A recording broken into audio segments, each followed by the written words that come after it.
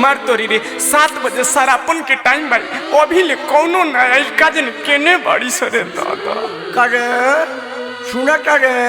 यही रंग सब के सब चल आई यही रंग सुबासो के माई आ गई है अटे का करे करे गजेंद्रो के माई आ गई है अब बता बता आदित्यवा के माई अभी ले टेला बेला करता अरे तू कब आईबे है यही से ना हम खिसियाइले तो कहेलू कि कहता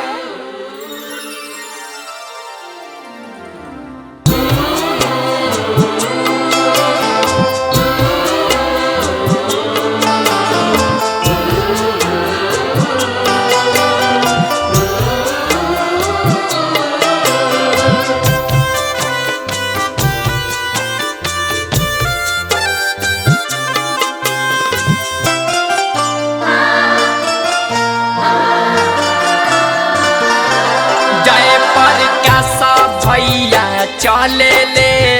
हेरिया किरण बहिनी देवेली आसी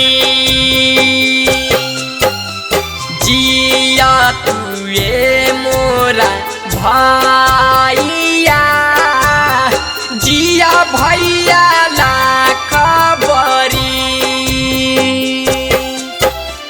भैया के बाढ़ो सिरा पागिया भौजो के माथे सीना दूर जिया तुके मोरा भैया जिया भैया लाख बरी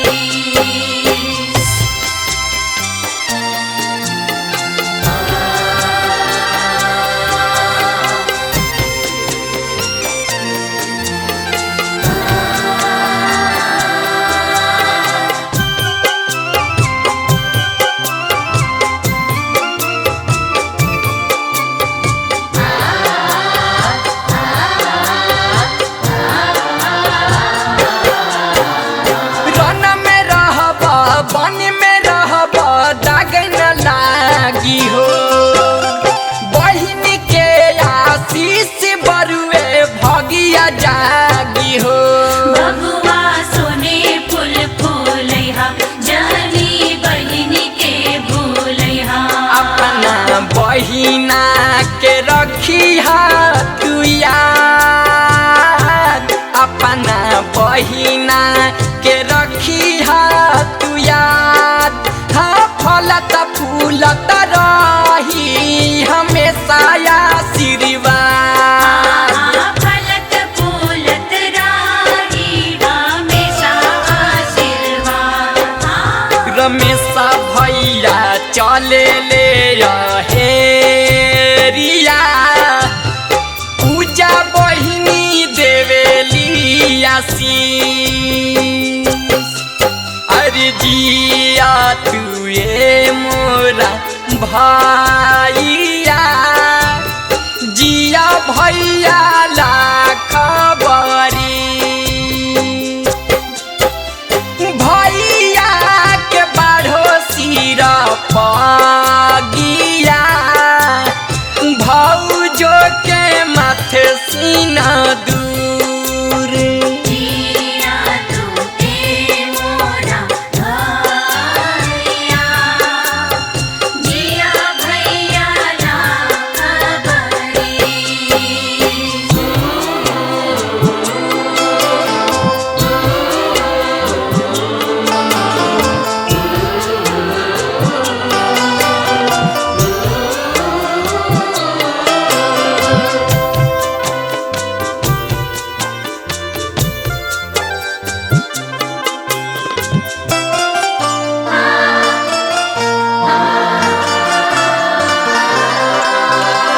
बजारी खाल बजारा होई हो भूली न जई हो हर साले कार्तिक मासे घरे तू आई हो बात सुन बबुआ हो मोर इहा प्रेमवा के डोर हवे बहिना के प्रेम सब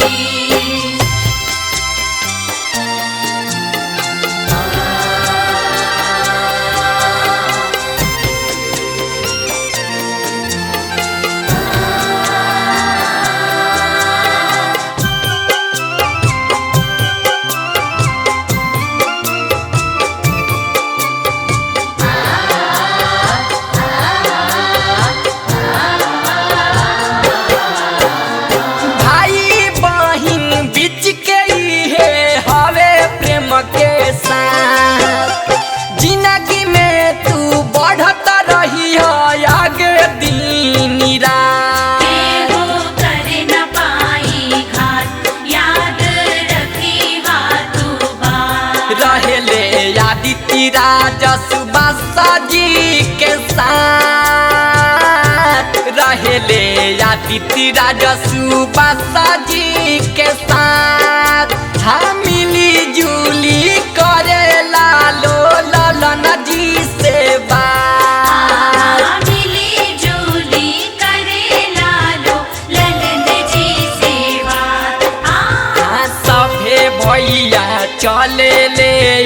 हेरिया सभे बहिना देवेलिया